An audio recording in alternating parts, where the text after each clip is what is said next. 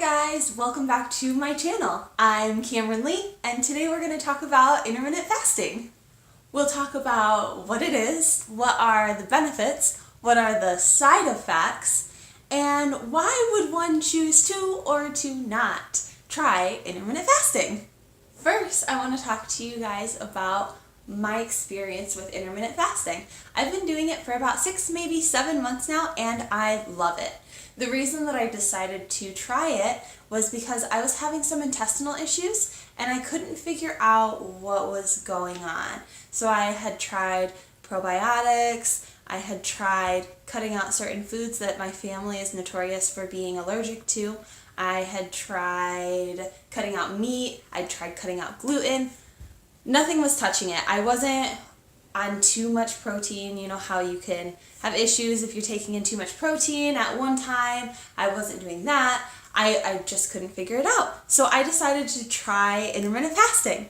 And about a week, maybe 2 weeks in, I started noticing a big difference. And it has actually solved all of my problems that I was having, which is great. So that is why I'm sharing my experience with you, because not only is it amazing for weight loss, but it's also really good for the inside of your body. And there are scientific studies on this. We will talk about everything that's science-based today.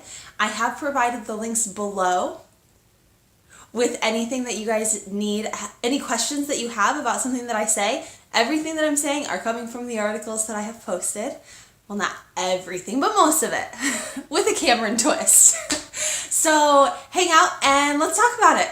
The very first piece of information that got me interested in looking into intermittent fasting a little further was what happens when your body is sick. So listen to this. Okay, so think about when you've been sick before, and you know how you lose your appetite? You just don't feel like eating? Okay, so what do you think your body is telling you? So what it's telling you is to not eat so that it's not having to break down food, so that it's not having to utilize energy to break down food, and it can use all that energy and really focus on kicking out the symptoms that you're having and your flu in general. So that is really cool. That's the first thing that got me interested, and I was like, oh, well, what is this?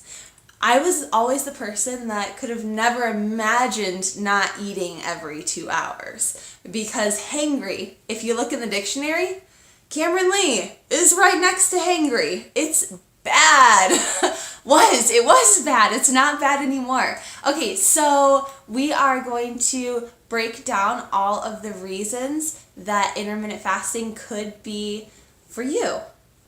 So in order to help you guys really understand what it is that I'm talking about, I'm going to have my trusty assistant. She's going to help us today. So I'm going to explain to you a breakdown of the different categories of what intermittent fasting can do for you. And my trusty assistant here is going to have a sign, and she'll let you know what it is that I'm saying. Basically captioned. Only better. The first benefit that you will probably all want to know about is weight loss. How is this going to help you, and how did it help me, and how will it help everybody lose weight? First, it lowers your insulin levels, so this is going to facilitate fat burning, which is awesome. It's going to increase your metabolic rate by 3.6 up to 14%. And according to a 2014 review of the scientific literature, it can cause weight loss of 3 to 8% over 3 to 24 weeks. Now let's move on to the next category. Ladies, anti-aging. I don't know about you, but I plan on looking 27 forever. So, intermittent fasting can help, and let me tell you how. During your fasting period, because your body is not focused on breaking down food and metabolizing what it is that you're putting into your body, it's able to target your cells. So it's able to help your cells rejuvenate and repair. My favorite part about intermittent fasting is that it increases your HGH, which is your human growth hormone, by up to 5-fold.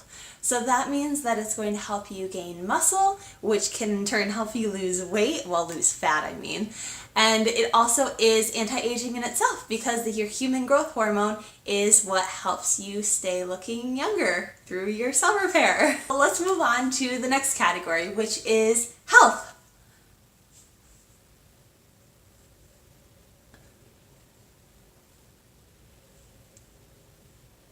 Okay, sorry about that. So, health. By reducing your insulin levels, it can help with your risk of type 2 diabetes. It can reduce inflammation and oxidative stress. And then also when we fast, the cells in our body initiate a cellular waste removal process. This is called autophagy. This process involves the cells breaking down and metabolizing broken and dysfunctional proteins that build up in our cells over time. And increased autophagy can protect against several diseases, which include, but are not limited to, cancer and Alzheimer's. So let's talk about our last category, which is the brain.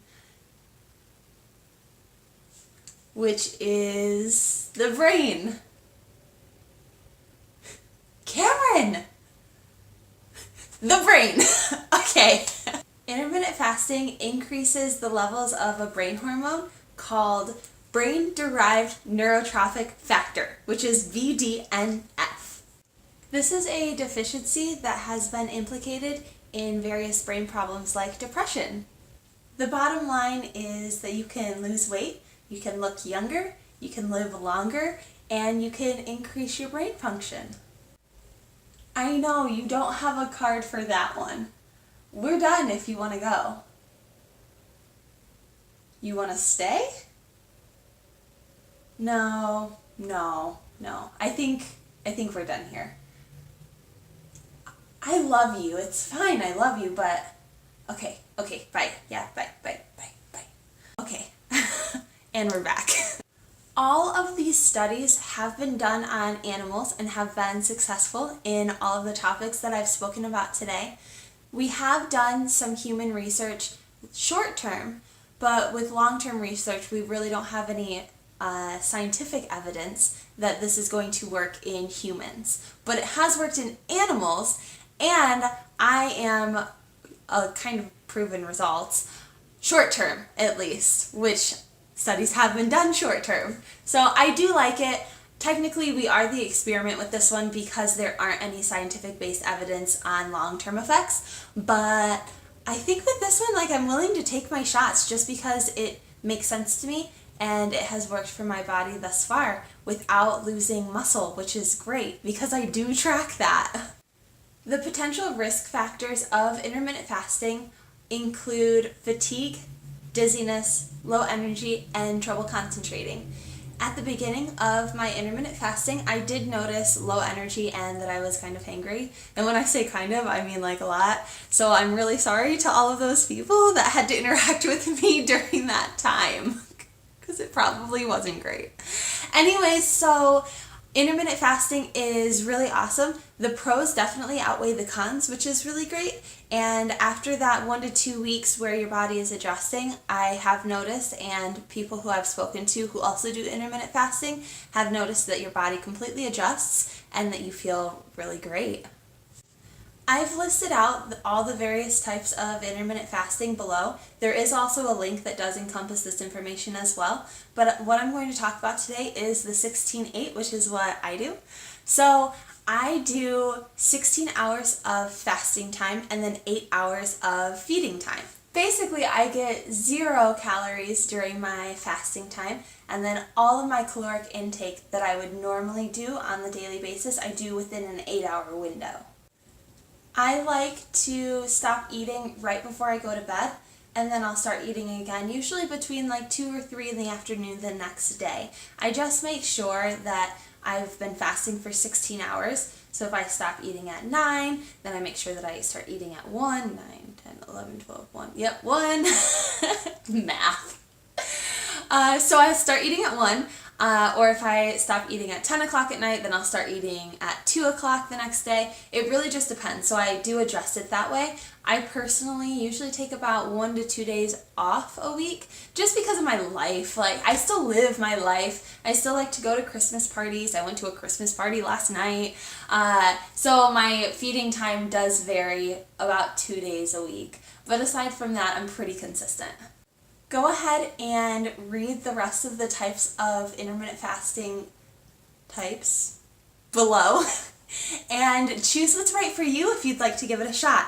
But if you do give it a shot, you have to do it for at least 3 to 4 weeks. Having that 1 to 2 week period at the beginning where you might not feel up to par can really take a toll on your view of intermittent fasting. So go ahead and give it a shot for like 3 to 4 weeks, see how your body responds, see how you respond neurologically, and if you have any questions, go ahead and comment. If you have comments, please do so, and subscribe so that we can continue to talk about all the different kinds of diets that are out there right now.